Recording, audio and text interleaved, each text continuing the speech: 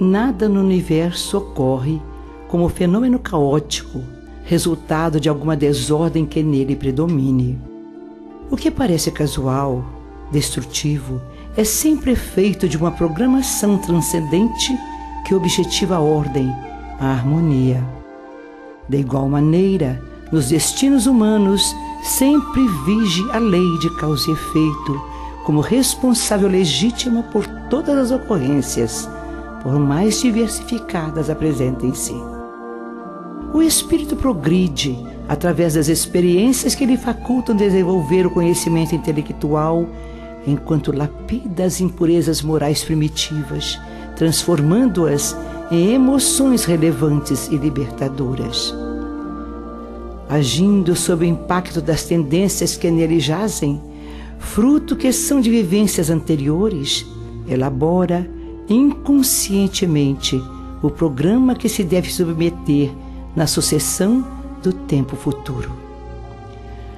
Harmonia emocional, equilíbrio mental, saúde orgânica ou seu inverso, em forma de transtornos de vária denominação, fazem-se ocorrência natural dessa elaborada e transata proposta evolutiva. Todos experimentam, inevitavelmente, as consequências dos seus pensamentos, que são responsáveis pelas suas manifestações verbais e realizações exteriores. Sentindo intimamente a presença de Deus, a convivência social e as imposições educacionais criam condicionamentos que, infelizmente, em incontáveis indivíduos dão lugar às dúvidas atrozes em torno da sua origem espiritual, da sua imortalidade. Mesmo quando se vincula a alguma doutrina religiosa, com as exceções compreensíveis, o comportamento moral permanece materialista, utilitarista, atado às paixões defluentes do egotismo. Não fosse assim, e de certo, muitos benefícios adviriam da convicção espiritual, que sempre define as condutas saudáveis, por constituírem motivos de elevação defluentes do dever e da razão. Na falta desse equilíbrio, adota-se a atitude de rebeldia, quando não se encontra satisfeito com a sucessão dos acontecimentos tidos como frustrantes, perturbadores, infelizes. Desequipado de conteúdos superiores que proporcionam a autoconfiança, o otimismo, a esperança, essa revolta estimulada pelo primarismo que ainda jaz no ser, trabalhando em favor do egoísmo, sempre transfere a responsabilidade dos sofrimentos, dos insucessos momentâneos aos outros, às circunstâncias ditas aziagas que consideram injustas e, dominados pelo desespero, fogem através de mecanismos derrotistas e infelizes, que mais o degrada, entre os quais o nefando suicídio. Na imensa gama de instrumentos utilizados para o autocídio, o que é praticado por armas de fogo ou mediante quedas espetaculares de edifícios, de abismos, desarticula o cérebro físico e praticamente o aniquila. Não ficariam aí, porém, os danos perpetrados, alcançando os delicados tecidos do corpo perispiritual, que se encarregará de compor os futuros aparelhos materiais para o prosseguimento da jornada de evolução. É inevitável o renascimento daquele que assim buscou a extinção da vida. Portanto, degenerescências físicas e mentais, particularmente a anencefalia. Muitos desses assim considerados, no entanto, não são totalmente destituídos do órgão cerebral. Há, desse modo, anencéfalos e anencéfalos. Expressivo número de anencéfalos preserva o cérebro primitivo ou reptiliano, o diencéfalo e as raízes do núcleo neural que se vincula ao sistema nervoso central. Necessitam viver no corpo mesmo que a fatalidade da morte após o renascimento reconduza-os ao mundo espiritual.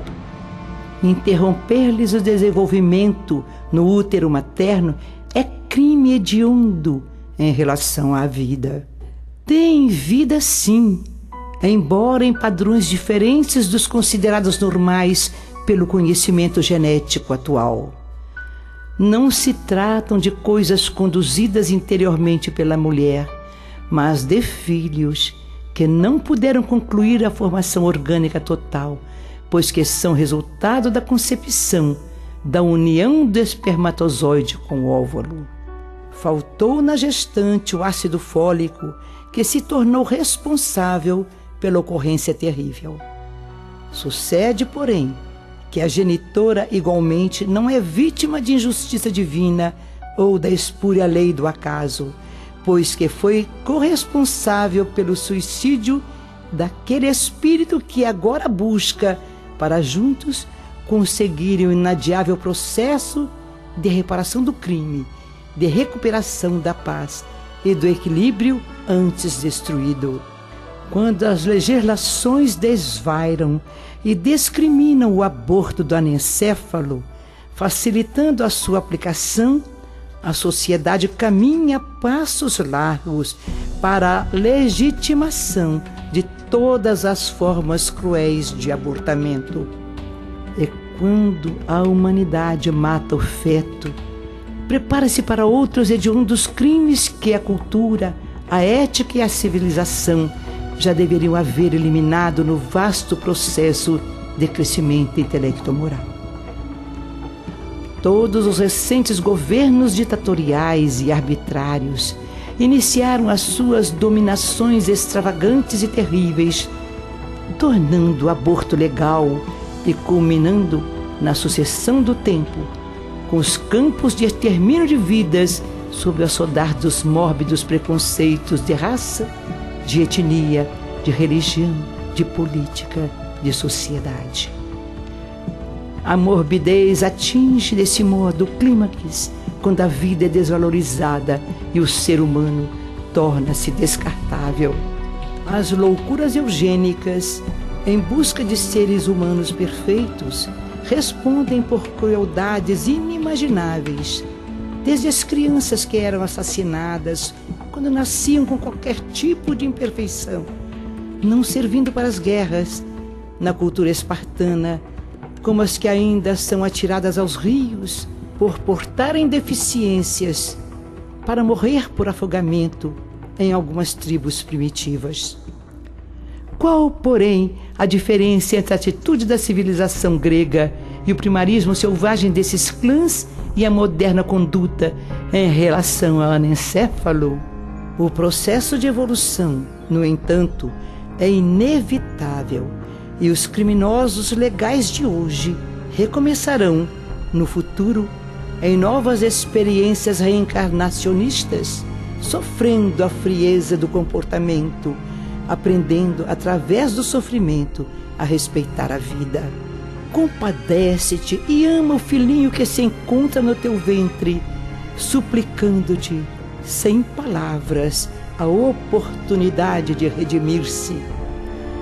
Considera que se ele houvesse nascido bem formado e normal, apresentando depois algum problema de idiotia, de hiberfrenia, de degenerescência, perdendo as funções intelectivas, motoras ou de outra natureza, como acontece a miúde, você também o matarias.